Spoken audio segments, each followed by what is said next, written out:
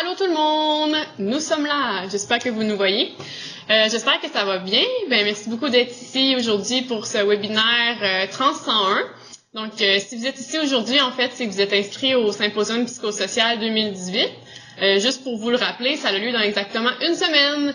Donc, on a super hâte de vous voir, puis on a super hâte à l'événement aussi.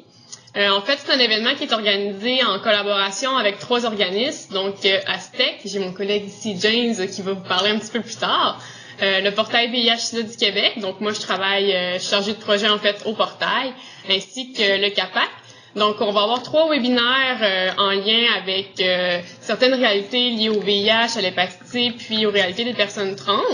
Donc, hier, il y avait le webinaire concernant le VIH. Aujourd'hui, c'est celui Trans 101. Puis demain, ça va être celui sur l'hépatite C. Donc, voilà. Puis, juste pour votre information, le webinaire d'aujourd'hui va être enregistré. Puis, il va être disponible éventuellement sur les sites Internet du portail, puis celui du CAPAC également. Donc, si jamais vous avez des collègues, des amis, ou peu importe qui aimeraient ça, le réécouter, ça va être disponible éventuellement. Puis, au niveau logistique, si jamais vous avez des questions durant la présentation, gênez-vous vraiment pas. Vous devez voir, il y a comme une petite bulle avec 3 petits points. Cliquez dessus, puis vous allez pouvoir inscrire vos questions à l'intérieur. Puis moi, je vais m'occuper en fait de les poser à James. Puis ça devrait prendre à peu près 2 heures. Donc, c'est pas mal ça que j'avais vous dire au niveau de la technique. Puis je vais laisser la parole à James pour qu'il s'introduise un petit peu. Ouais. Salut tout le monde, merci d'être là. Je m'appelle James Mackay, je suis agent de projet à Aztec. Ça fait à peu près 4 ans que je suis là, mais ça fait à peu près 10 ans que je travaille dans le milieu VIH. Alors on offre ces présentations, ces formations Trans 101 pour faciliter l'accès aux informations par rapport aux personnes trans, puis aussi essayer d'améliorer l'accès aux services pour les personnes trans en même temps. Alors, comme Patricia a dit, n'hésitez pas à demander des questions tout au long, puis ça me ferait plaisir de répondre. Premièrement, évidemment, Aztec est un projet de Cactus Montréal. Il faut toujours reconnaître le soutien qu'on a, même si Aztec existe depuis 1998. C'est ça. Aztec a été créé en fait par et pour les personnes trans. Au début, vers les 1998, on sait déjà que les traitements antiviraux étaient sur le marché vers 1986, à peu près 16, désolé. Alors à ce moment-là, les personnes trans séropositives voulaient vraiment avoir accès aux informations, aux traitements, tout ça, mais malheureusement, à cause de la transphobie, il y avait très peu d'accès spécifiquement pour les femmes trans séropositives à cette époque-là. Alors, comme d'habitude, dans la communauté trans, peut-être vous le savez déjà, si quelque chose n'est pas offert, on le fait nous-mêmes.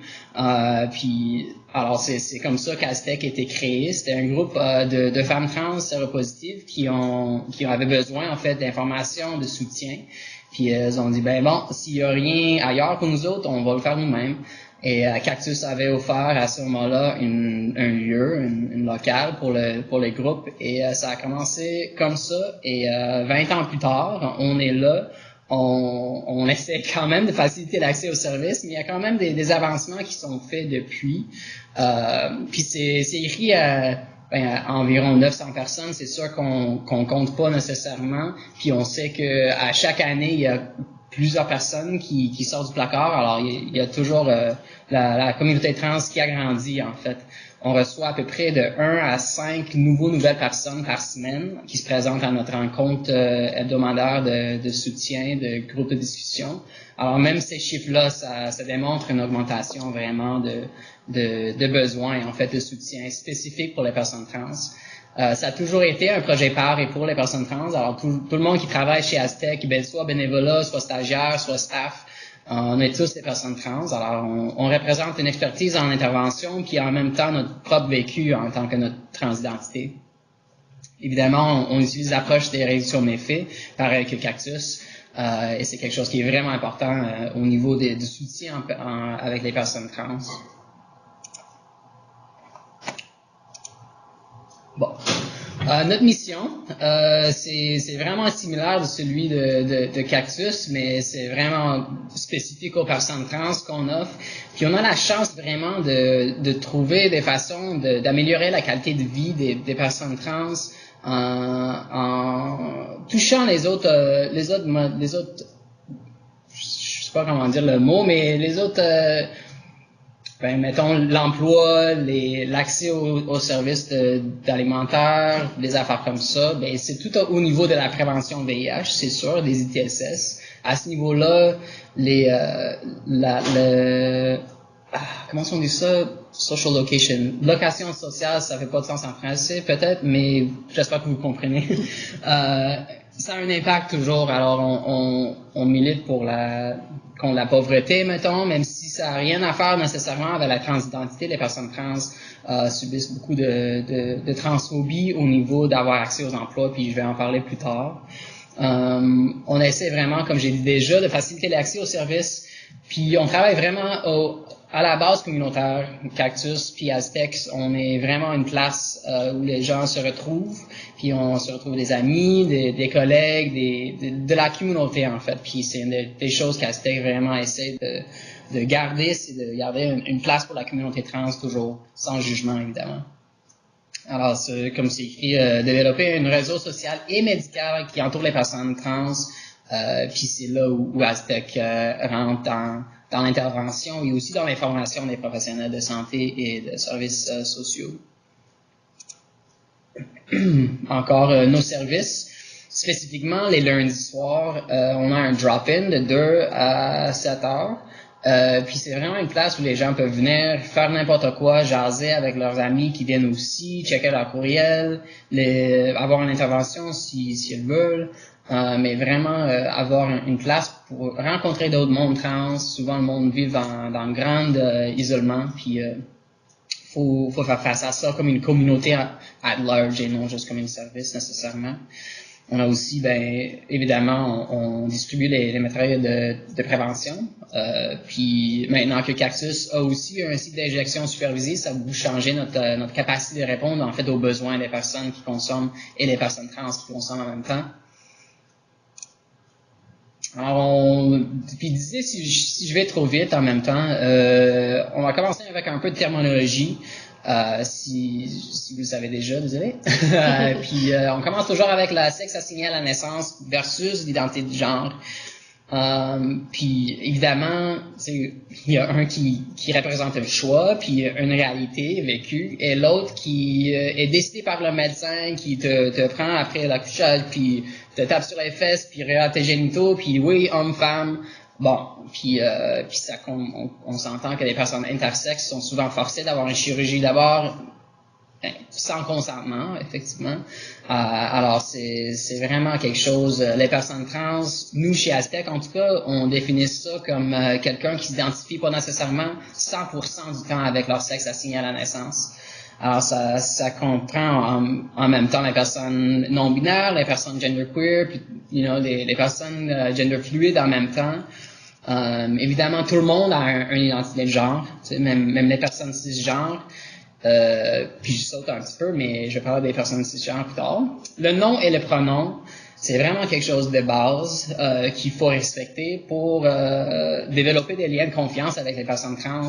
Si quelqu'un me demande, mon nom légal ou demande ou utilise pas le bon pronom, c'est plus que dérangeant. C'est vraiment invalidant de notre existence au complet. Alors souvent, je trouve dans la société, en tout cas, le respect du nom et pronom d'une personne trans, c'est souvent un peu banalisé. Mais en fait, c'est vraiment, vraiment important, puis ça peut avoir un grand effet sur la vie puis la santé mentale de la personne trans avec qui tu es en contact. Et je peux vous dire, de mon expérience, si je rentre dans un service, puis on me dit que, ah oui, il faut que je t'appelle ton nom légal, j'avoue que je tourne de bord puis je quitte, en fait. Alors, c'est vraiment important de respecter ça. Souvent, les personnes trans appellent leur nom légal un dead name. C'est quelque chose qui a l'air comme grave, parce que c'est grave, en fait. C'est un nom qu'on n'utilise plus, puis ça n'a pas rapport. Alors, demander le nom légal d'une personne trans ou leur ancien nom ou peu importe la façon dont une question est demandée, c'est toujours quelque chose à éviter, en fait, si on veut développer des liens de confiance avec les personnes trans. Évidemment, le fait d'être trans, en fait, était dans le temps, dans le DSM, le diagnostic des santé mentale, excuse-moi, Mais en fait, récemment, ça a été enlevé. Alors, être trans n'est plus un maladie de santé mentale.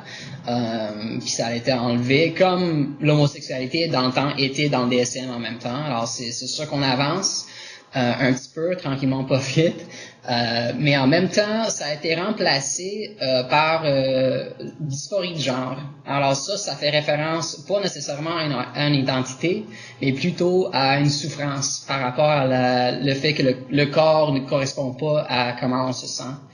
Alors, il y a quand même un débat à l'intérieur du communauté trans de si même la dysphorie de genre devrait être dans le DSM, mais ça reste quelque chose, une conversation qui resterait à l'intérieur du communauté.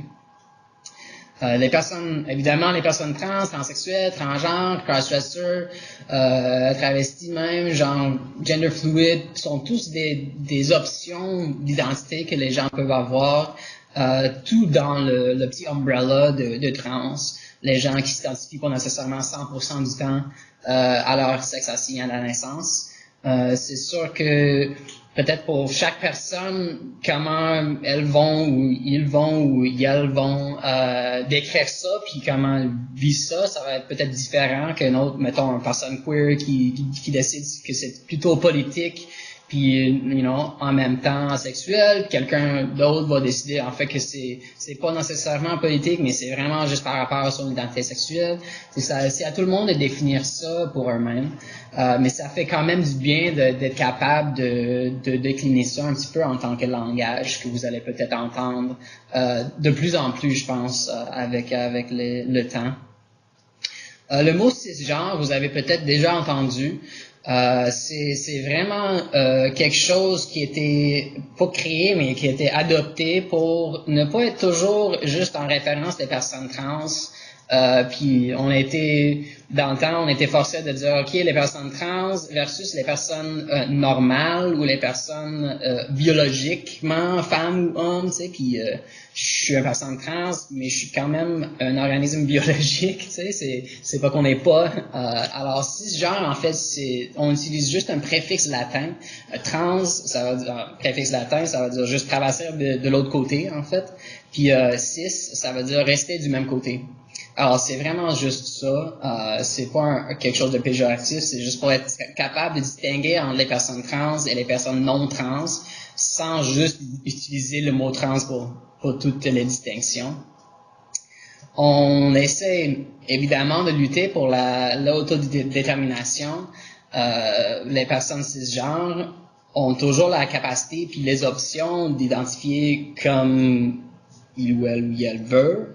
Puis c'est juste plutôt les personnes trans qui sont contrôlées, qui ont des attentes ou les services ou la société en fait ont les attentes qui sont pas, ou les pressions même, qui sont pas mises sur les personnes cisgenres. Alors c'est vraiment, on veut que tout le monde, en fait, les personnes cis et les personnes trans aient la chance de faire leurs décisions et leurs choix pour eux-mêmes dans leur vie. Et le langage neutre, c'est sûr qu'en français, c'est un peu plus compliqué. En anglais, c'est beaucoup plus facile. Il y a beaucoup de monde qui utilise le pronom they, pluriel, mais en même temps singulier en anglais. Mais la langue française, ça s'en vient. J'avoue qu'on crée puis on change beaucoup de la langage française présentement, mais c'est assez difficile, la francophonie, évidemment. Puis pour des bonnes raisons, on s'entend, est un peu rigide par rapport à la langue française. Alors, les gens qui utilisent de plus en plus le langage neutre, ça va être peut-être compliqué, mais mettons, au lieu de dire ceux et celles, parfois on dit ceuses. C'est juste quelque chose qui a été inventé en fait ici à Montréal, puis on essaie de s'habituer, mais évidemment les conjugaisons de verbes, tout ça, même moi comme anglophone, c'est pas évident. Alors on essaie, puis on va apprendre, même nous autres, les personnes trans, faut qu'on apprend comment parler de nous-mêmes. Alors on est tous dans un moment d'apprentissage en tant que langage neutre. Un peu par rapport à la communauté trans, c'est vraiment pour indiquer que ça peut être n'importe qui. C'est vraiment, on n'a pas une image typique d'une personne trans, même si on a des images typiques où le média aimerait nous présenter des images typiques des personnes trans, ça n'existe pas. C'est un groupe, une communauté vraiment diverse. Comme j'ai dit déjà, souvent sous le seuil de la pauvreté, on a de la misère à accéder aux emplois. Alors, quand tu as besoin d'argent pour vivre, puis tu es incapable d'avoir un emploi, c'est sûr que le travail du sexe devient une option plus intéressante. Sans domicile fixe, les personnes trans ont quand même de la misère à avoir accès au service d'hébergement. Ça a beaucoup changé au niveau des femmes trans. On essaie d'avoir les mêmes changements au niveau des accès aux services pour les hommes trans. Mais oui, les personnes sans domicile fixe, puis il y a quand même une zone grise à l'intérieur des personnes qui sont sans domicile fixe, ceux et ceux qui n'ont pas de chez eux, mais qui sont pas acceptés en hébergement, sont soit dans la rue ou soit, si elles ont la chance d'avoir des amis, restent chez un ami. Alors c'est sûr qu'il y a une très très très grande variété par rapport aux personnes qui ont une transidentité. Au niveau mondial, il faut préciser en même temps que les affaires dont je parle, c'est vraiment montréalais, c'est vraiment canadien. L'état des personnes trans ailleurs dans le monde, c'est autre chose en fait. Puis évidemment, les personnes immigrantes, réfugiées viennent au Canada, viennent à Montréal pour avoir plus de chances de vie d'habitude. Mais je ne sais pas si vous avez déjà vu, mais il y avait des vidéos YouTube qui décrivaient en fait que le Québec, malheureusement, n'est pas si avancé dans son traitement des personnes trans qu'ailleurs au Canada. Je vais parler de ça plus tard, mais le changement de nom, le changement de mention de sexe n'est pas offert aux personnes non citoyennes. Mais c'est juste au Québec que c'est comme ça. Alors, je vais reparler de ça plus tard. Mais évidemment, quand on vit une discrimination, quand on vit beaucoup de difficultés dans la vie, parfois on a besoin d'un petit break. Alors, la consommation des drogues, c'est sûr, il y a plusieurs statistiques qui démontrent que dans la communauté LGBT, il y a beaucoup de consommation, puis c'est à cause, entre autres, de la discrimination qu'on fait face à tous les jours. Les personnes avec des problématiques de santé mentale, faut garder en tête que, comme j'ai dit avant, le DSM, être trans n'est pas un diagnostic de santé mentale, mais quand même faire face à plusieurs discriminations, la transphobie constamment, ça c'est sûr que ça peut nous amener à une santé mentale fragile. Évidemment, les personnes séropositives peuvent être trans. Les victimes de violences, on s'entend que la transphobie peut être vraiment, vraiment grave au niveau de la violence physique. Il y a les taux d'assassination des femmes trans aux États-Unis, puis même au Canada, c'est choquant en fait les chiffres. Faut vraiment systématiquement faire face aux transphobies institutionnalisées, puis en même temps personnel dans la rue. Il y a plusieurs participants qui quittent pas de chez elles à cause du peur, en fait, juste quitter, de mettre un pas hors de leur maison, puis des risques graves, en fait. Il y a de plus en plus de parents trans et des enfants, des mineurs, puis évidemment les personnes âgées. Il y a beaucoup de travail qui est fait présentement pour protéger en fait les personnes, les enfants trans, pour avoir l'opportunité de s'identifier comme trans très jeunes. Il y a un protocole, tout ça, pour si l'enfant veut entamer une transition médicale, ça reste plus tard dans leur vie. Alors, on essaie de plus en plus de soutenir les enfants trans, puis leur accompagner dans leur parcours. C'est sûr que c'est pas difficile, vraiment difficile, puis pas facile de faire ça, vu que les enfants sont clairement très vulnérables. Ouais. Oups. Alors, les services, il y a une liste de services que les personnes trans ont souvent besoin. Évidemment, l'hormonothérapie, les médecins, les endocrinologues, tout ça, c'est quelque chose, puis des services qu'on réfère souvent. Malheureusement, on est encore dans un moment où il faut, ça dépend à qui tu tombes cette journée-là. Il y a parfois même des réceptionnistes qui sont bien à l'aise, qui sont vraiment accueillants, puis peut-être un collègue n'est pas si accueillant. Alors il y a pas tant de politique mis en place formelle, vu que la santé trans n'est pas soutenue dans la santé publique au Québec. On travaille là-dessus, mais c'est long, c'est 20 ans de long. Ouais, je vais juste aller un petit survol de comment avoir accès présentement pour avoir l'hormonothérapie. Faut avoir un médecin évidemment pour faire ça légalement. Puis on a de la misère à avoir accès aux médecins de famille. En fait, les hormones, l'estrogène et le testostérone sont tous les deux des les hormones qui sont prescrites d'habitude par des médecins de famille. Mettons pour quelqu'un qui a passé par la ménopause, qui a une prescription d'estrogène, ça c'est fait par sa médecin de famille. Ou mettons un homme cis qui prend la testo à cause du traitement VIH qui baisse son taux hormonal, tu sais, lui aussi il va recevoir son prescription de son médecin de famille, mais c'est juste les personnes trans qui sont référées ailleurs, ce qui est clairement une discrimination, puis ça nous fait sauter sur un autre hoop pour avoir accès à quelque chose qui peut et ça a l'air grave, mais en fait c'est vrai, de sauver notre vie, en fait.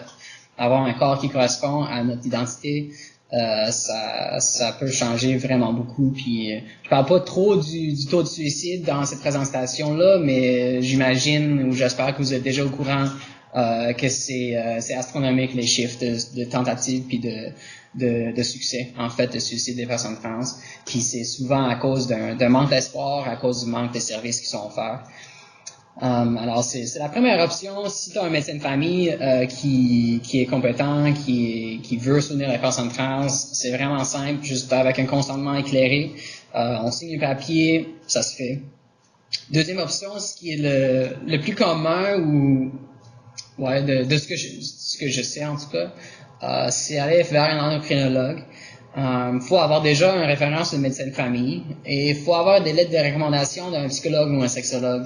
Et ça nous force à aller dans le privé. En fait, il n'y a pas tant de psychologues ou de sexologues dans le monde public qui peuvent ou qui veulent, en fait, écrire des lettres. Alors, quand j'ai déjà dit que les personnes trans vivent souvent sous le seuil de la pauvreté, quand tu es sur le bien-être social, mettons, payer une lettre de recommandation d'un psychologue ou un sexologue de 100$ de l'heure, c'est impossible, c'est vraiment impossible. Alors, même à ce niveau-là, il y a des barrières de classe des personnes trans pour avoir accès. Et l'option 3, en fait, je recommande vraiment pas, mais ça existe. C'est de passer à travers le programme du Centre d'orientation sexuelle de l'Université McGill. Il y a en tout cas, si vous voulez référer quelqu'un là-bas, peut-être nous contacter d'abord, puis on peut jaser un petit peu de situation des personnes trans qui ont passé par là, puis leur vécu.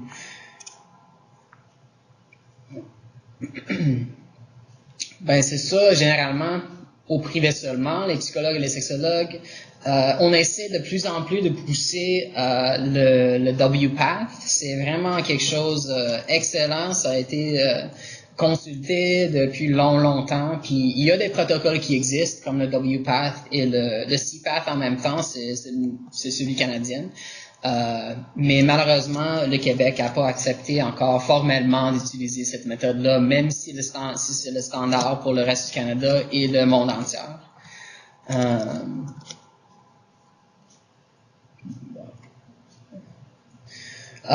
En fait, je voulais pas trop parler des chirurgies. Je pense c'est assez facile de trouver ces informations-là sur l'Internet, mais quand même, je voulais mentionner les affaires qui sont couvertes par la RAMQ et ceux qui sont pas, en fait. Et alors, vous voyez qu'il y a plusieurs chirurgies qui sont offertes pour les hommes trans de masculinisation qui sont couverts par la RAMQ. Mais c'est en fait juste l'orchidectomie et la vaginoplastie qui sont couverts pour les femmes trans. La plupart des affaires qui vont féminiser le corps sont pas couverts par le RAMQ, qui démontre encore un sexisme, un misogynisme, un transmisogynisme à l'intérieur du système de santé. On s'entend que peut-être pour ceux et celles qui vont aller vers la féminisation, avoir des seins, mettons, ça pourrait vraiment changer la manière dont elles sont aperçues en public, qui a un effet sur le taux de violence qu'elles vont vécu. Ça pourrait avoir un grand effet sur leur situation de vie, leur qualité de vie, mais c'est pas couvert. Alors c'est quelque chose qui est vraiment, on milite pour ça, mais c'est quand même décidé une luxe que moi je comprends pas en fait. C'est pas un luxe, c'est nécessaire pour vivre une vie. Alors on essaie quand même, mais je voulais juste quand même mentionner à l'intérieur du système, même si on a avancé beaucoup, on manque beaucoup de services en même temps. Alors, en 2015, on a réussi à changer la loi par rapport au changement de nom et mention de sexe. Ça a été depuis 2013, en fait, qu'on avait demandé, en fait, pas on, Aztec, mais on, comme plusieurs militants trans, des autres organismes, c'était vraiment un effort de plusieurs personnes pour faire ces changements-là, puis ça a pris 2 ans avant que ça soit changé, mais quand même, on a réussi. L'Assemblée nationale du Québec a accepté de changer ces politiques-là par rapport au changement de nom et de mention de sexe. Ça a beaucoup facilité ça de faire. C'est beaucoup simplifié. C'est une seule formulaire. Quand même, le prix, comme j'ai dit, il y a plusieurs personnes qui vivent avec le bien-être social. Un frais de 136 piastres, et c'est souvent impossible pour eux autres. Alors, quand même, c'est dur à avoir accès, mais c'est quand même beaucoup plus facile en tant qu'exigence. T'as plus besoin d'avoir une chirurgie génitale, mettons. Mais avant 2013, c'était forcé, en fait. Les personnes trans avaient absolument besoin d'avoir une chirurgie de réassignation de sexe génitale pour avoir accès au changement de nom et mention de sexe. On s'entend que c'est une stérilisation forcée des personnes trans à cette époque-là. Alors, on est vraiment content que ça a changé. Quand même, il y a des barrières. Comme j'ai dit, être citoyenne, d'avoir cette exigence-là, quand Montréal est supposé être un safe space pour les personnes immigrants, réfugiés, un ville sanctuaire, il y a quand même des choses à changer, puis on milite encore pour ça. C'est sûr qu'en 2015, on a célébré, c'est sûr, le succès de changer cette voie-là, mais on n'a pas arrêté de militer pour les autres changements qui devraient s'en venir. On espère bientôt.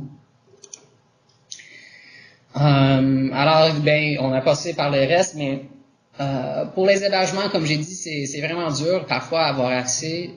Ça dépend moins ces jours-ci, mais on entend quand même des réactions des personnes qui demandent est-ce que la personne trans, la femme trans a une barbe, mettons. Est-ce qu'elle s'est rasée aujourd'hui? Je vais la faire rentrer après qu'elle se rase. Puis être dans la rue, essayer de ramasser ta vie, puis d'être forcé de se raser comme une exigence pour entrer dans l'hébergement, c'est un peu triste. J'allais dire un autre mot, mais c'est triste. Mais ça avance beaucoup. Il y a je pense qu'il y a 5 à cette heure hébergements de femmes qui acceptent les femmes trans. Ça va vraiment bien. Puis alors c'est surtout des auberges du corps. Mais on travaille vraiment avec la ville, avec des hébergements pour faciliter l'accès vraiment.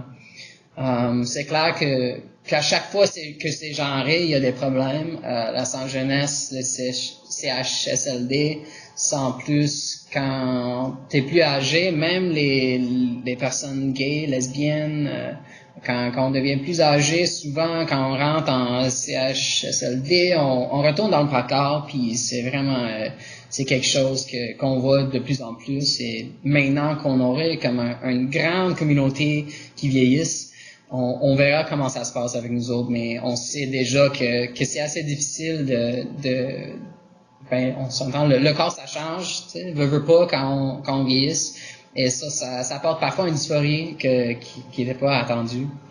Les prisons, évidemment, c'est encore genré.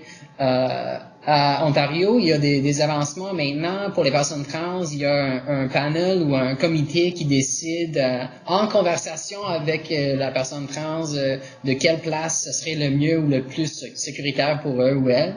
Ça, c'est vraiment intéressant, puis on a hâte que peut-être le Québec adopte une façon similaire. On verra. Mais pour l'instant, on est placé au niveau de nos génitales. Oh, c'est bon. Voilà.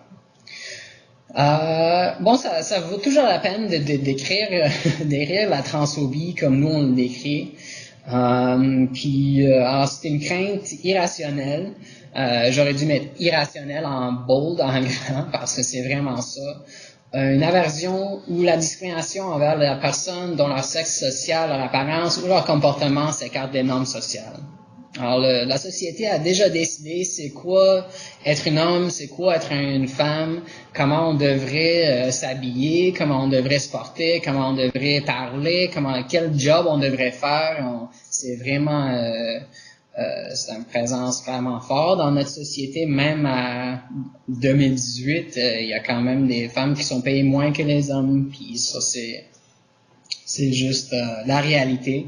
Alors les personnes qui peuvent être victimes de la transphobie, surprise, c'est pas juste les personnes trans, ce sont même les personnes cis avec une présentation de genre hors des normes.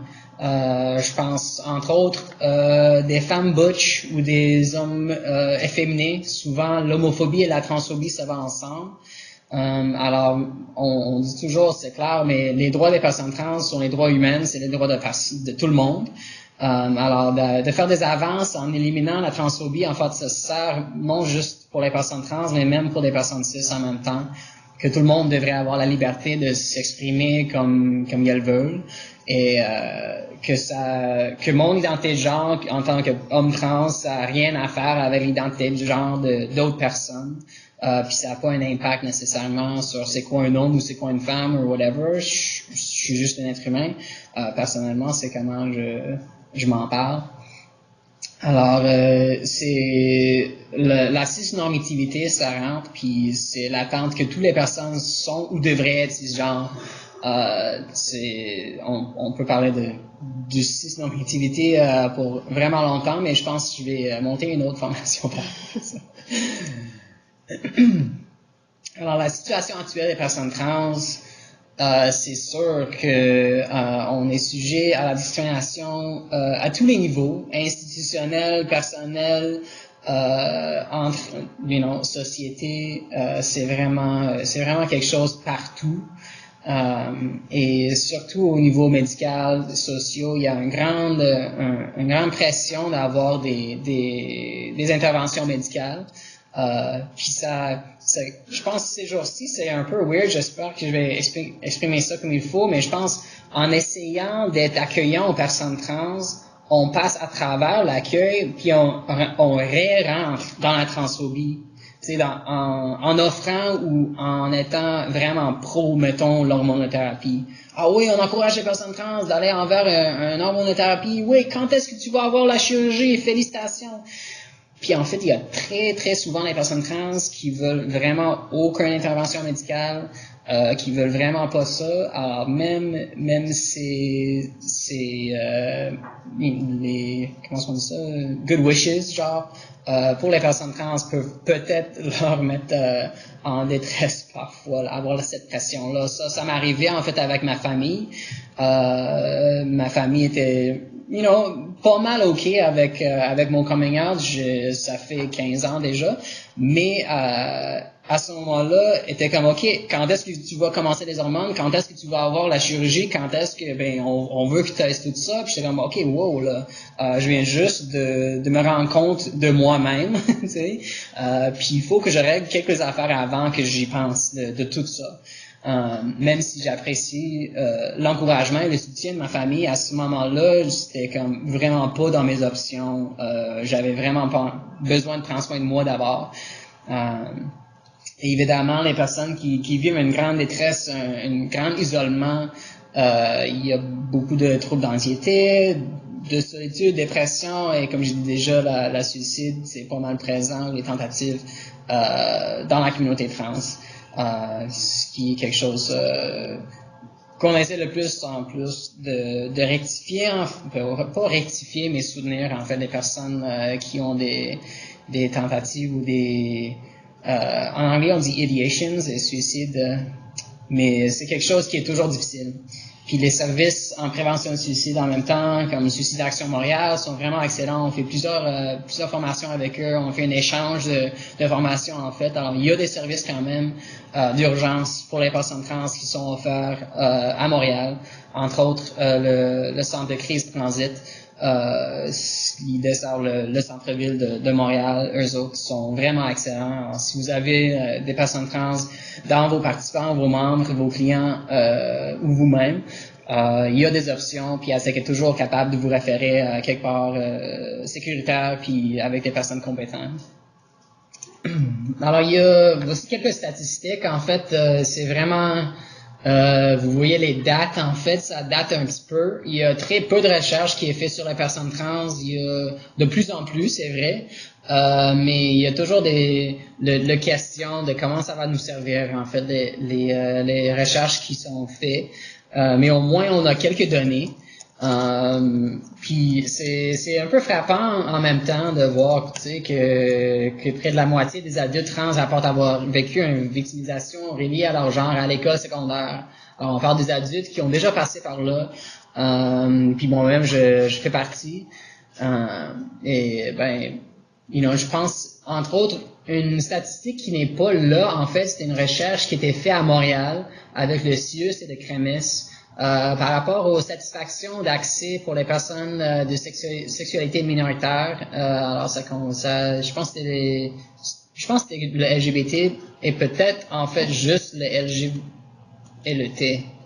En tout cas, c'était fait par la chaire de recherche sur l'homophobie et transphobie, ce qui décrivait en fait que presque plus que 40% des personnes trans éviterait en fait avoir accès ou aller accéder à des services d'urgence de santé à Montréal.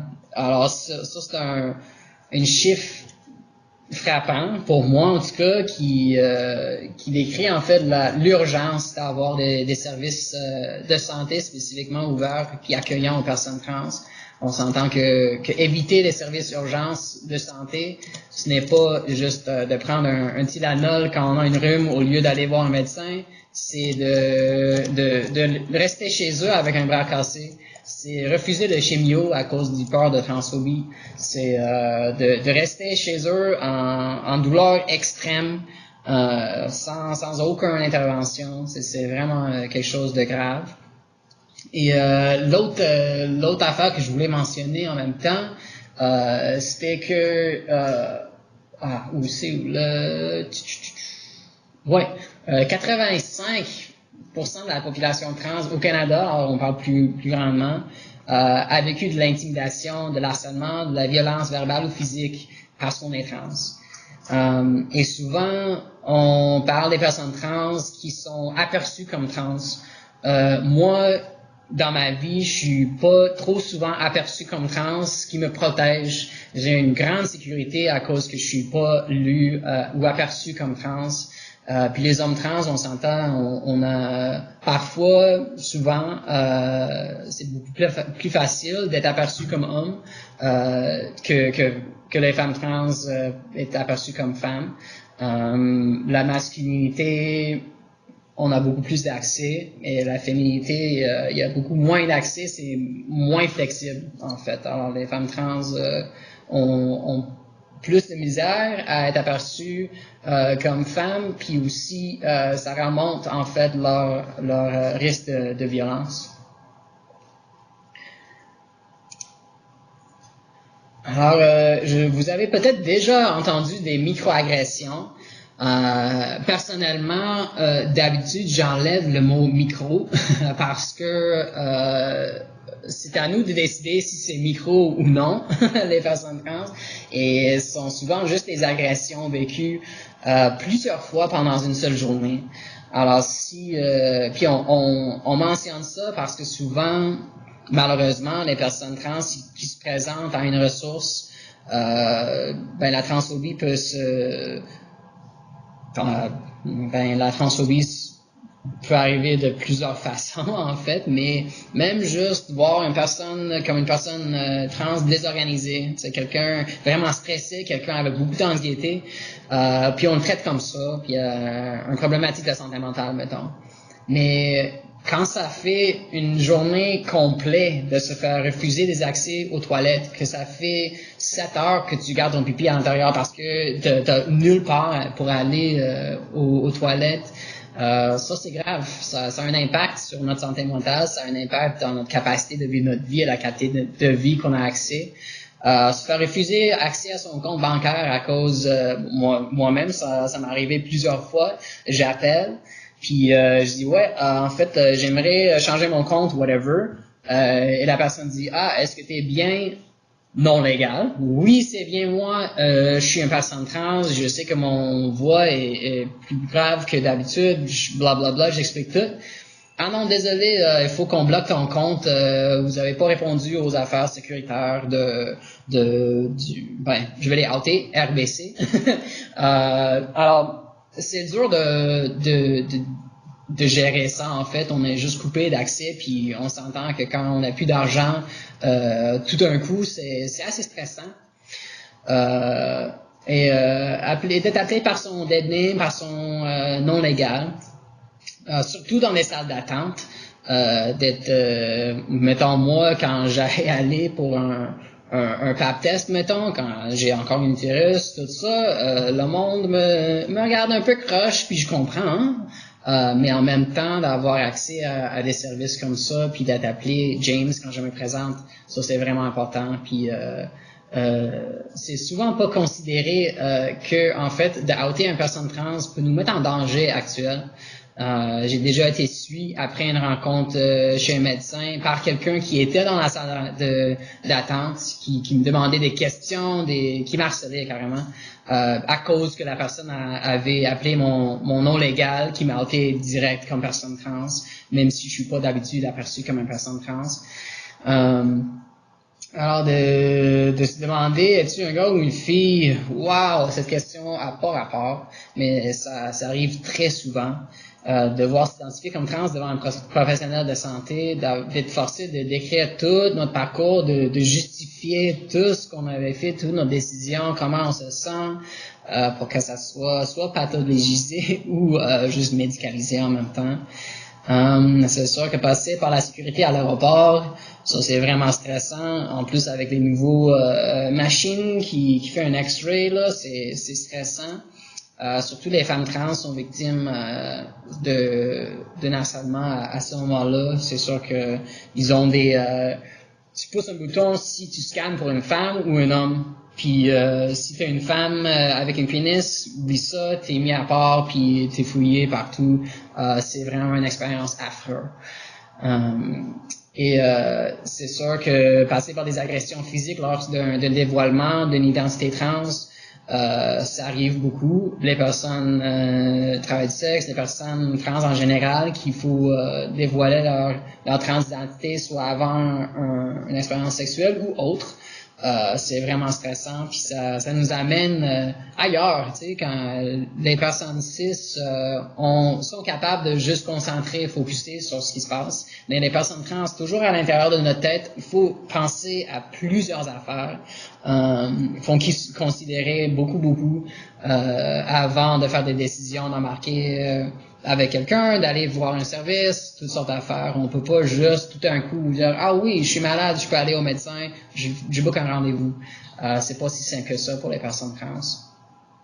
Et comme on a parlé déjà, la cis-normativité de la société en général, c'est vraiment quelque chose qu'on souffre beaucoup.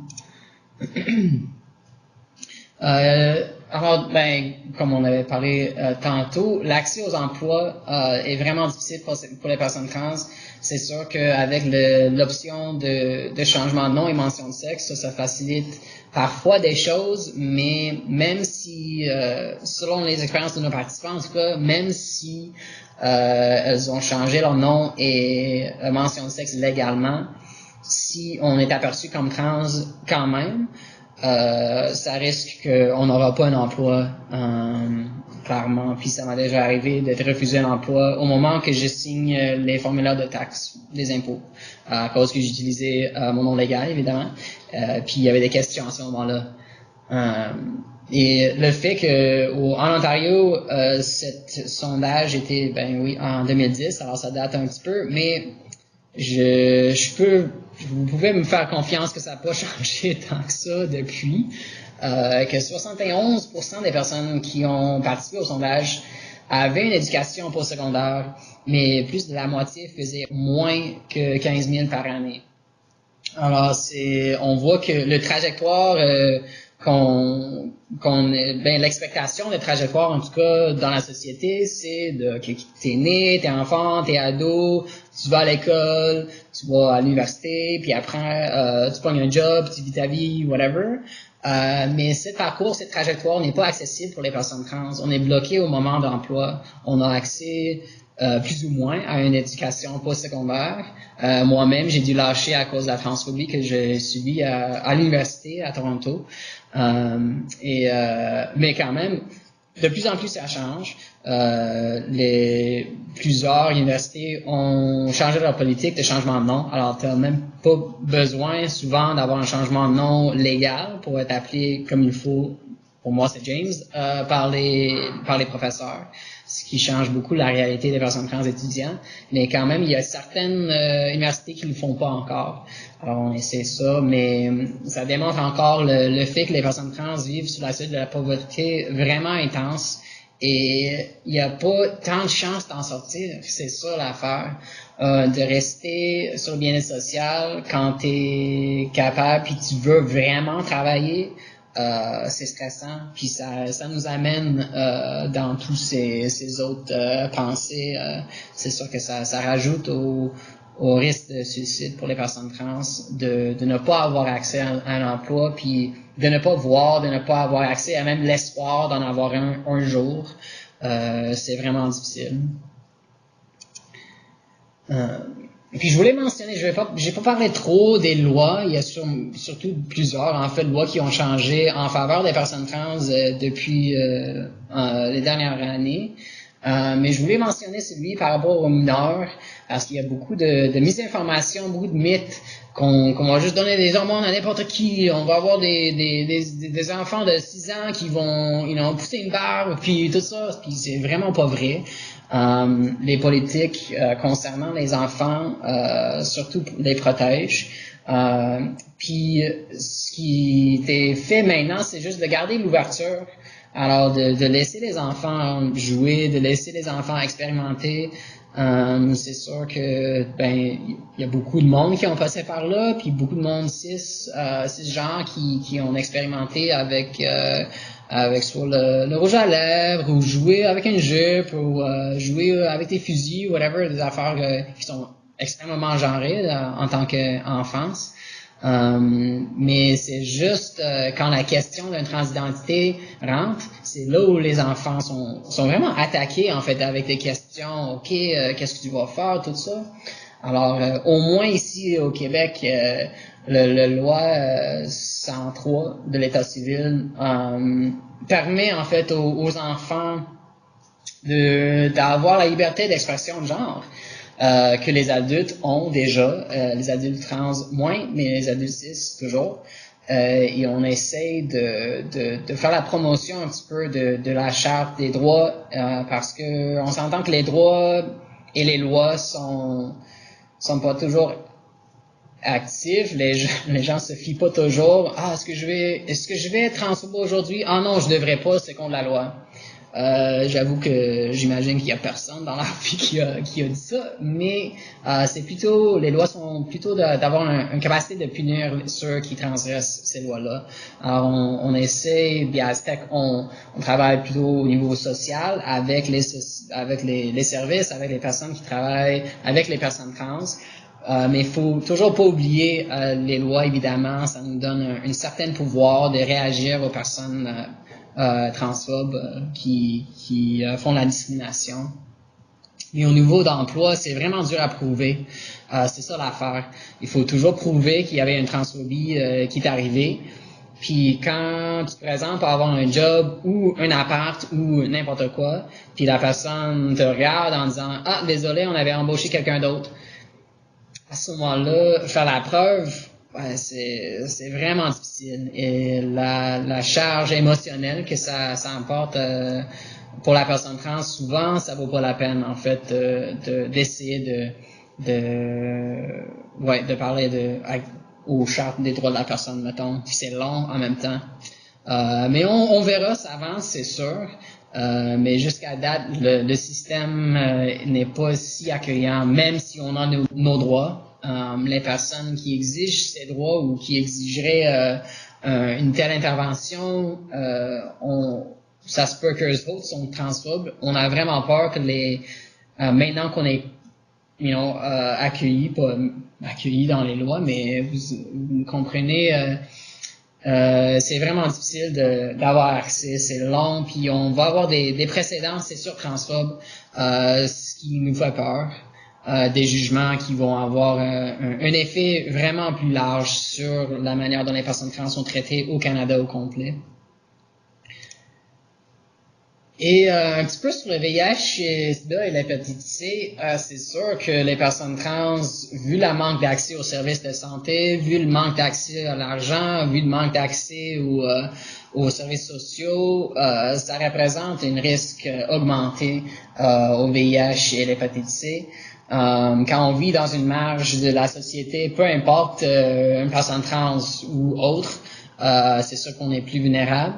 Puis il y a quand même une mythe qui circule encore, qui date depuis longtemps, qu'il faut choisir entre l'hormonothérapie et les antivirales, ce qui n'est pas vrai.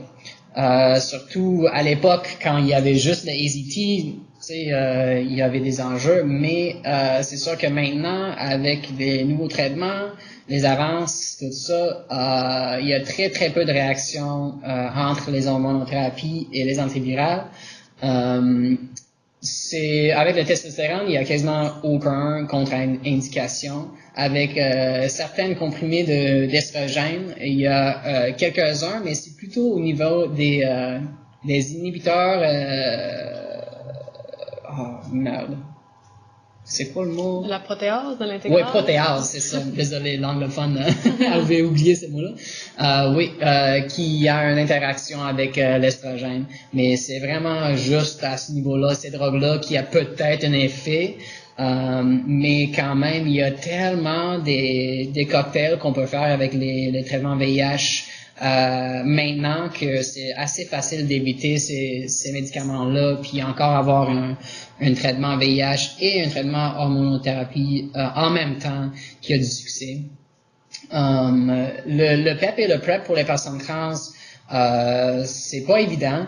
Pour l'instant, de ce que j'ai compris, c'est que c'est toujours au niveau biologique génital qu'on est considéré.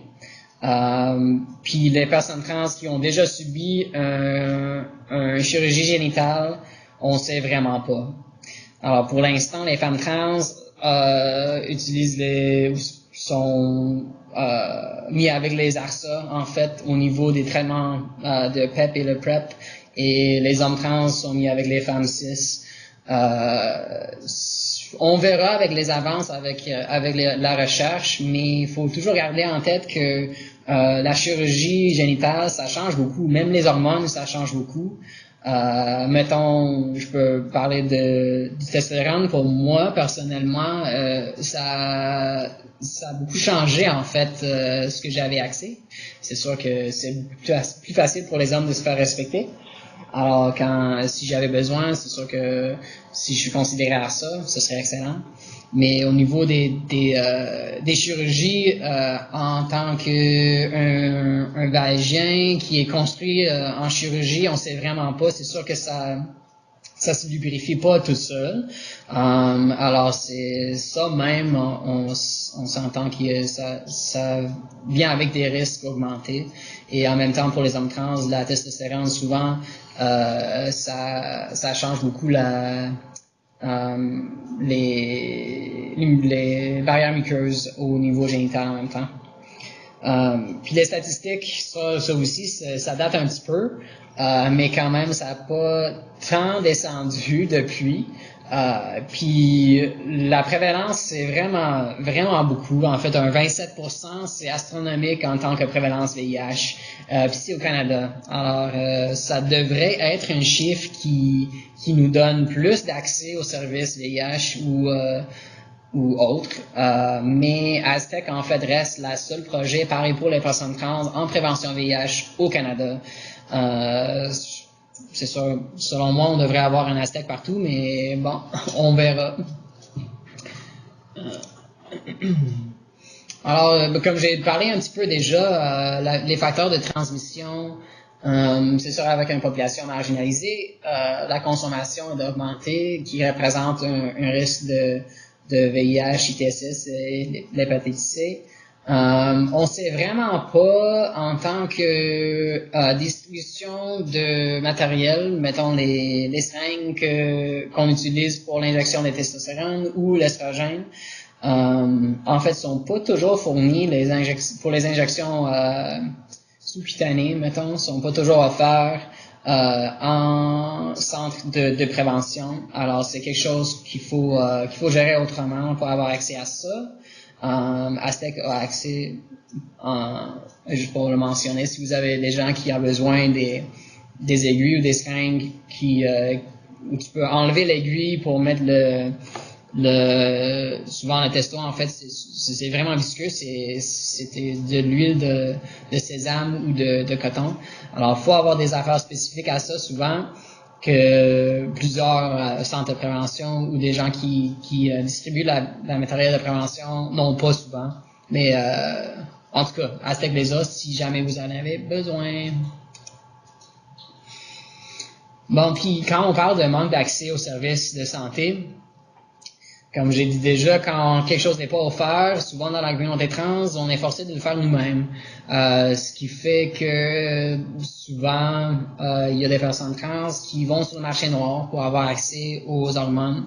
C'est sûr que ça vient avec certains risques, mais on essaie le plus possible de faciliter l'accès aux infirmières, chez Cactus, tout ça, pour avoir des suivis pour ceux et celles qui prennent ça au marché noir. Et juste, pour les types d'injections, pour les femmes trans, l'injection des hormones estrogènes, c'est dans la graisse ou sous-cutanée. Mais en fait, c'est pour les hommes trans, l'injection intramusculaire est beaucoup plus prescrite dans le temps. Maintenant, on a réussi à savoir que, en fait, l'injection sous-cutanée a les mêmes effets, en fait, en tant que transition aux effets secondaires de masculinisation avec le testo qui est injecté sous-cutané, ce qui représente beaucoup moins de douleur. Les injections intramusculaires à chaque semaine, c'est parfois douloureux si on change pas toujours notre site d'injection. Surprise! Le monde est genré. Les personnes trans, c'est sûr qu'à chaque fois qu'il faut cocher un M ou un F quelque part, on est exclu. C'est vraiment dur à avoir accès aux toilettes publiques, ce qui devrait être évident, mais ce n'est pas. Puis même au niveau de l'éducation, dont j'en ai déjà parlé un petit peu.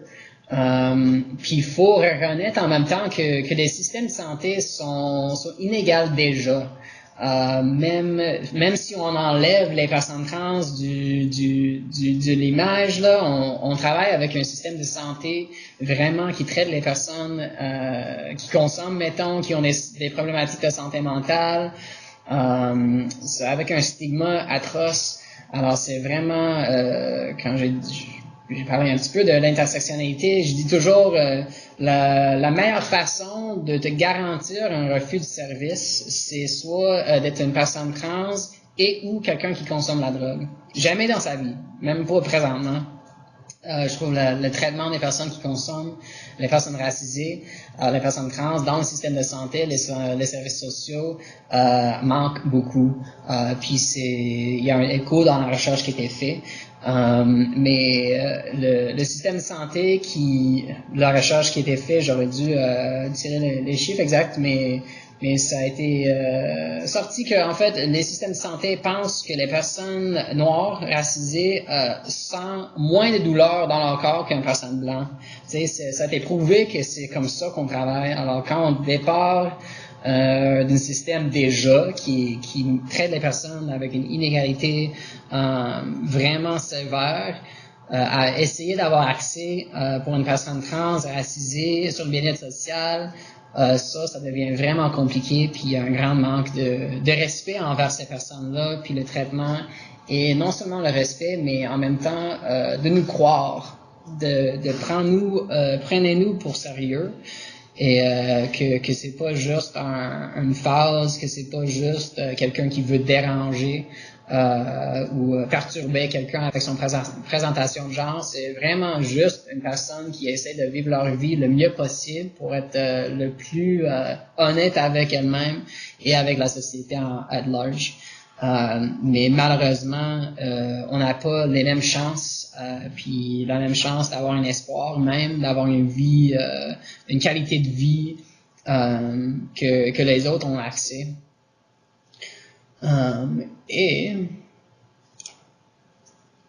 En fait, c'était déjà dit un petit peu, mais il y a beaucoup de violence, puis il faut en même temps garder en tête la violence psychologique.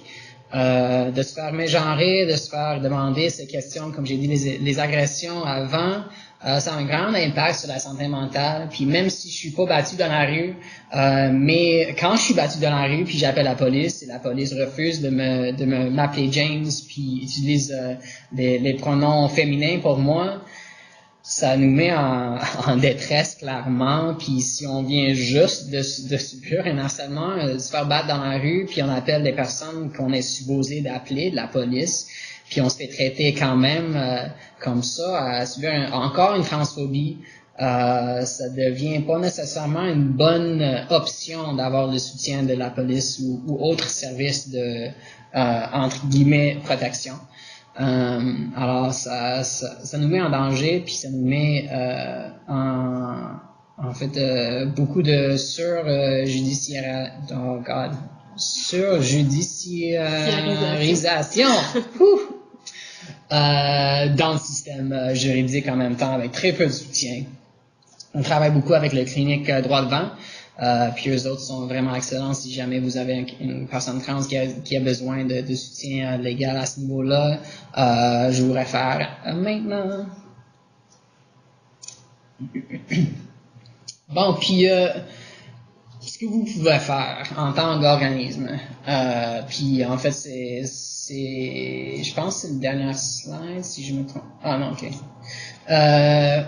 Ce que vous pouvez faire en tant qu'organisme puis aussi individu, d'accepter et valider l'identité de personnes trans, c'est vraiment à la base. On existe, on est là, on va être là, on a déjà été là depuis les débuts de l'humanité. Alors, faut s'habituer. Si vos organismes, vos services sont pas déjà adaptés pour servir les personnes trans, ça nous ferait plaisir de vous accompagner dans ce processus-là. Va falloir le faire dans un certain temps de toute façon, alors pourquoi pas maintenant? Utiliser le bon pronom et le bon nom, ça c'est vraiment facile. Faut juste demander, puis appeler la personne, le nom puis le pronom qu'elle vous dise. C'est vraiment quelque chose de base. Si vous voulez que les personnes trans viennent chez vous, vu qu'on a vraiment besoin des services, ce serait excellent. Et référer aux bons endroits.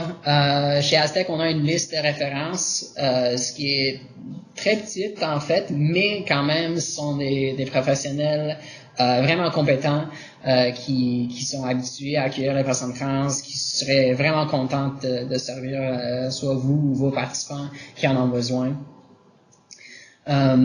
Et toujours, je pense, il y a peut-être une peur involontaire de se tromper. Si on commence à accueillir la personne trans, qu'est-ce qui se passe si je les mets genre par accident? Puis en fait, comment est-ce que je vais référer à cette personne-là, qu'est-ce qu'on va faire, toutes ces questions-là, souvent, soit on peut demander à Aztec, on peut vous orienter par rapport à ça, ou bien, en fait, demandez à la personne trans qui vient à votre service, qui vient à votre organisme, qu'est-ce que je pourrais faire pour améliorer votre expérience? Puis souvent, à ce niveau-là, en fait, ça serait excellent de le demander, puis ça donnerait la chance à la personne trans de vous indiquer, en fait, ce qu'il ou elle veulent. C'est vraiment important. Puis, oui, Aztec est toujours là pour cet accompagnement aussi. Et faire un effort de comprendre mieux comment soutenir les personnes trans. C'est sûr que vous avez déjà pris le première, peut-être pas, de prendre cette formation-là, ce qui est excellent. Et aussi, il y a toujours des affaires qui sortent, entre autres. Ça fait quelques semaines, vous avez peut-être déjà vu dans la presse, il y avait une professeure de UDM, en fait, qui avait écrit un article 100% transphobe. C'était vraiment affreux. Puis notre réponse comme communauté trans était également publiée dans la presse, mais en même temps, il faut quand même garder un petit grain de sel quand on voit les affaires par rapport aux personnes trans dans le média. Si c'est pas écrit par une personne trans, entre autres. Souvent, on est présenté pas dans la bonne, avec une bonne lumière ou une bonne façon. Puis présentement, c'est vraiment juste les personnes trans célèbres ou riches, en fait, qui sont dans les médias, ou les personnes criminalisées. Alors, on n'a vraiment pas une optique dans les médias d'une personne trans qui vit sa vie tranquille. Il n'y a pas de grande affaire. Il y a l'émission Je suis trans. Il y a d'autres options de médias trans qui met à l'avant en fait un parcours d'une personne trans qui veut juste vivre sa vie. Et évidemment, quelque chose qui pourrait avoir un grand effet puis améliorer la qualité de vie des personnes trans énormément, c'est lutter pour la décriminalisation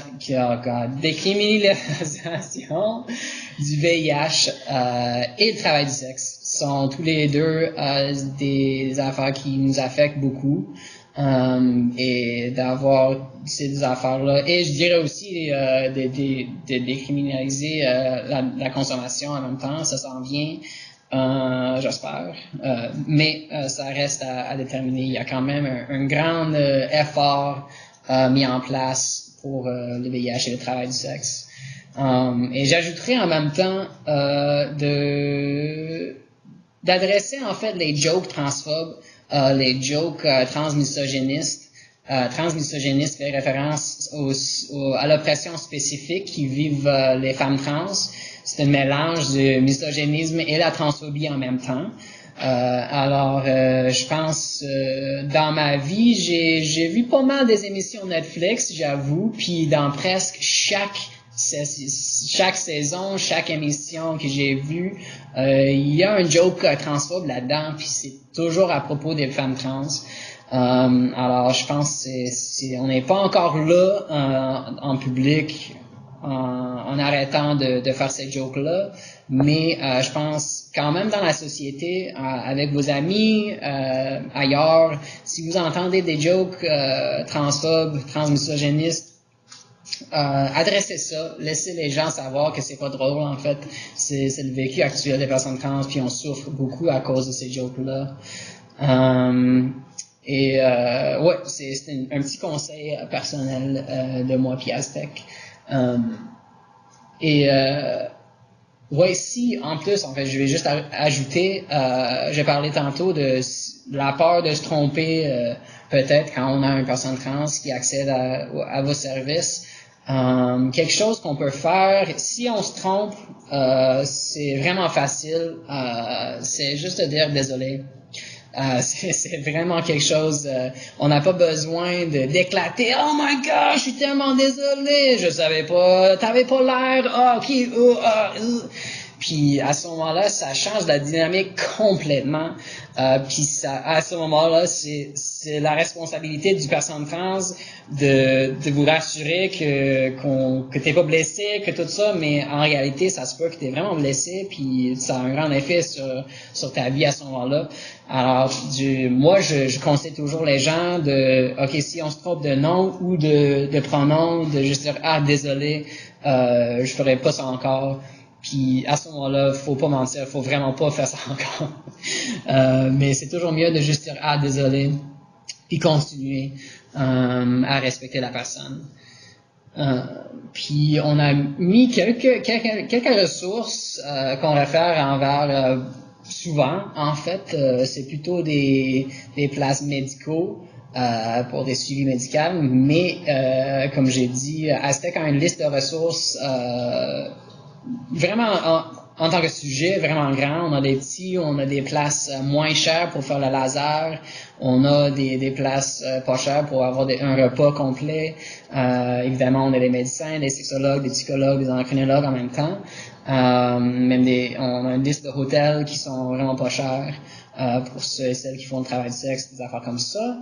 Alors, si vous avez besoin d'un accompagnement avec quelqu'un trans avec qui tu travailles ou vous travaillez, n'hésitez pas à nous faire signe si vous avez besoin d'un petit orientation envers une autre ressource qui accueille les personnes trans. Et non seulement on les accueille, mais qui sont compétents en tant qu'accueil puis de rendre service aux personnes trans.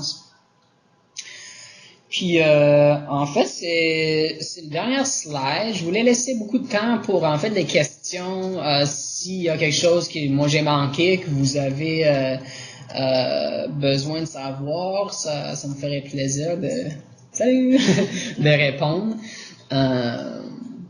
Bon, je vais vous laisser réfléchir un petit peu. Merci, James. Ça me fait plaisir. C'est toujours très pertinent de t'entendre. Pendant que vous réfléchissez à vos questions que vous avez peut-être, ou sinon, j'imagine qu'Aztec vous restez disponible par la suite. Absolument. Toujours, si vous avez des questions par la suite. Gênez-vous pas, c'est vraiment une super équipe. Puis, je pense qu'on voyait vraiment la pertinence de vous faire suivre le webinaire d'aujourd'hui pour mettre les bases sur les réalités des personnes trans, parce que vous l'aurez peut-être vu dans la programmation, mais on va aborder les réalités des personnes trans, de la vie avec le VIH, avec l'hépatite C à travers plusieurs conférencières, plusieurs sujets. Donc, on espère que ça a été pertinent pour vous. Puis vraiment désolé pour tous les problèmes techniques. Là, je pense que ça fait partie de la technologie, puis on apprend un petit peu le logiciel à chaque fois, mais gênez-vous pas non plus à m'écrire à mon courriel. Moi, c'est patricia@pvsq.org, puis je vais pouvoir vous transmettre que ce soit le PowerPoint ou éventuellement le lien du webinaire. Quand on va avoir fait le montage, ça va me faire super plaisir. Donc, si vous avez des questions, c'est le moment. Ah, je vois une question, donc je vais la lire. Okay. Donc, je ne sais pas si tu en as parlé. J'avais assisté à une formation et une personne trans suggérait aux professionnels de la santé d'avoir 2 questions dans les formulaires. Genre à signer à la naissance et celui auquel la personne s'identifie maintenant. Cela permettrait d'éviter de supposer, demander, mégenrer, comme la professionnelle pourrait lire. Qu'en penses-tu?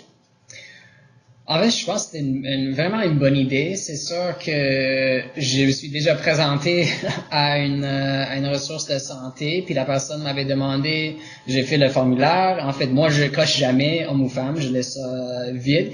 Mais selon mon apparence, la personne m'avait aperçu comme homme, puis elle m'avait demandé comment ça va mon prostate. Puis j'étais comme, j'ai pas de prostate, moi. Puis elle était vraiment confuse. Puis moi j'étais inquiète, puis ça comme bloqué un petit peu l'intervention. Mais si, effectivement, s'il y avait la question sexe assigné à la naissance, quelque chose de biologique, tu sais que j'ai pas de prostate, j'ai une utérus. Mais je suis un homme pareil. Ça pourrait être vraiment, vraiment aidant. Puis je pense d'encourager le plus possible des professionnels de santé et même juste des services qui fait comme un formulaire de intake là.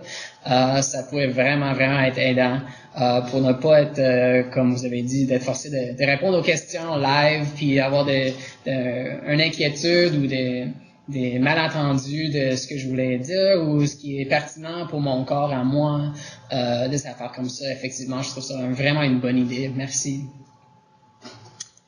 Donc, merci d'avoir répondu. On a une autre question aussi, puis n'hésitez pas, là, si la question n'est pas tout à fait répondue ou vous voulez avoir d'autres précisions, là, on a en masse de temps pour répondre à vos questions. Mm-hmm.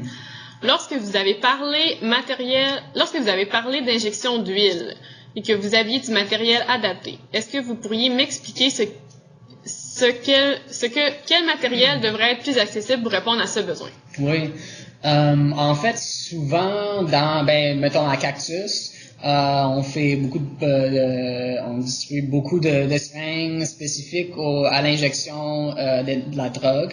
Alors, c'est vraiment les petits, maintenant c'est les BD, puis on peut pas enlever l'aiguille. C'est vraiment une seule, il y a le piston, mettons, que tu pousses, puis l'aiguille, ça s'enlève pas. Puis c'est juste pour les gens qui tirent une seule fois, puis tu t'injectes direct. Mais en fait, à cause que le testostérone est vraiment épais, ça ferait vraiment mal de s'injecter avec l'aiguille qui peut tirer en fait du fiole. Alors, ça prend un aiguille, souvent les gens utilisent, mettons, comme un 21 gauge, ce qui est assez grand, comme, est-ce qu'on dit gauge? Gauge. Pour la grosseur? Ouais. En tout cas, vous comprenez la largeur de l'aiguille. Puis alors, s'injecter avec un 21, ça laisserait quasiment un trou dans ton jambe. Alors, on suggère toujours de tirer avec un 21 puis s'injecter avec soit un 23, 25, même 26, c'est peut-être trop petite. Alors, avoir la chance de changer l'aiguille, en fait, c'est ce qu'on a besoin. Puis c'est pas couvert par la DRSP jusqu'à date. Alors, il faut qu'on achète, en fait, des autres aiguilles pour faciliter l'accès à du matériel stérilisé pour les personnes qui s'injectent les hormones. C'est pas couvert par la RAMQ? Non plus. Il faut les acheter. Puis souvent, aux pharmacies, quand tu reçois ton prescription, les pharmaciennes savent pas vraiment ce que tu as besoin non plus, puis malheureusement, parfois les médecins ont de la misère à orienter la personne trans envers quelle sorte de seringue tu devrais utiliser, comment ça marche. Alors Aztec fait beaucoup d'interventions à ce niveau-là avec les personnes trans qui viennent juste avoir une prescription, mais ça n'a aucune affaire de comment actuellement s'injecter. Puis nous, on fait des formations d'injection, puis en même temps, les infirmières qui travaillent à Cactus, aussi d'injection, puis aussi au Cactus ou Aztec, nos rencontres, peuvent enseigner comment injecter les hormones, c'est sûr. Merci. Oui. Donc, n'hésitez pas si vous avez d'autres questions. Puis en même temps, tandis qu'on est là, puis je peux vous parler, juste vous rappeler aussi que le symposium, c'est la semaine prochaine, je l'ai déjà dit tantôt. Mais merci pour votre participation parce que les places sont déjà comblées, ça fait vraiment super longtemps. Fait qu'on a vraiment hâte à l'événement. Puis c'est à l'auditorium du CHUM aussi. On a aussi une autre question. Est-ce qu'il y a des cliniques qui permettent le screening respectueux, si on peut dire, exemple du cancer de la prostate et autres pour les personnes trans? C'est une bonne question. Pas selon mes connaissances, malheureusement. Faut quand même se présenter à quelque part, souvent genré. Puis c'est vraiment, ça représente une grande inquiétude en fait pour les femmes trans spécifiquement qui veulent avoir accès, qui veulent faire leur screening de cancer de prostate et tout. Puis il y a très peu de recherches par rapport aux effets secondaires de l'estrogène ou l'hormonothérapie au niveau des risques en même temps. Alors c'est vraiment quelque chose de peu connu. Puis on essaie de plus en plus de faciliter l'accès, puis mais ça évite jamais les petits regards dans la salle d'attente, puis pourquoi est-ce qu'il y a une femme ici dans cette clinique-là, puis même à l'hôpital quand il faut aller, mettons même juste avoir pour les hommes trans en tout cas, pour avoir une chirurgie d'enlever l'utérus, ça t'es envoyé à l'étage de gynécologue. puis t'es assis entouré des femmes, puis tout le monde est comme wesh, pourquoi que lui est là, es-tu un creep, qu'est-ce qui se passe? Puis alors l'accès au niveau des hôpitaux, c'est vraiment dur en fait, puis on fait beaucoup d'accompagnement à ce niveau-là. Souvent on peut pas éviter que les personnes trans nécessairement se font traiter dans une manière irrespectueuse, mais on peut être témoin et même si on n'a aucun effet à ce niveau-là d'accueil, on est là pour dire ah oui, en fait, t'as raison, la manière dont toi t'étais accueilli, c'était affreux, puis ça aurait dû pas être comme ça. Alors, on aimerait être capable de vraiment avoir un impact sur l'accueil puis l'accès direct, mais en fait parfois on est juste là comme témoin. Puis malheureusement, même si on est des intervenants formés, j'ai une expérience en travail social, tout ça, ça fait des années que je travaille en intervention, bla bla bla. On pourrait considérer Aztec comme des experts. Les médecins veulent très peu entendre nous autres. Les gens avec un vécu sont considérés juste des gens et non des experts.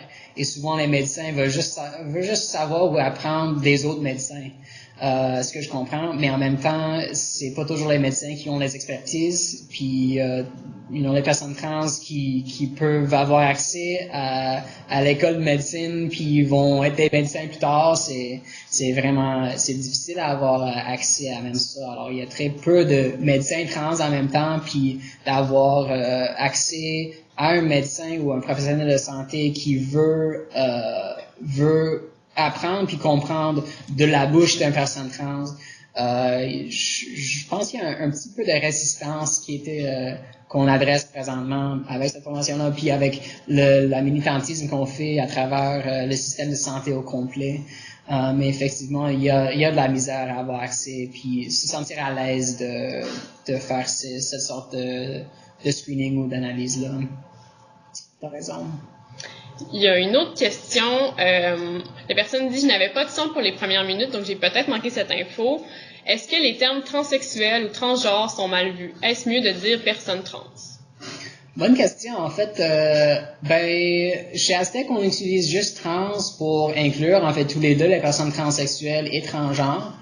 Alors, je pense qu'ils sont pas mal vus nécessairement, mais ça fait plutôt référence à quelqu'un qui veut ou qui a déjà entamé une intervention médicale, mettons une chirurgie, qui s'appellerait transsexuel, puis quelqu'un qui n'a pas encore ou qui veut pas une intervention médicale peuvent s'identifier comme transgenre.